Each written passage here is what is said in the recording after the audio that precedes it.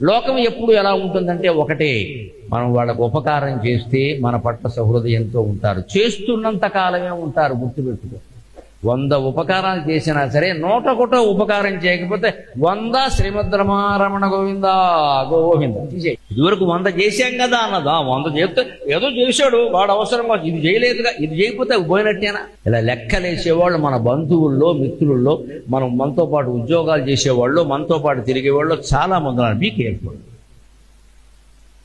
అందుకని నమ్ముకోవలసింది అమ్మవారిని. జరుగుతాయి అని ముందే సిద్ధంగా ఉంటే, అమ్మ నేను సిద్ధంగా ఉన్నాను, నీదే ఆలస్యం.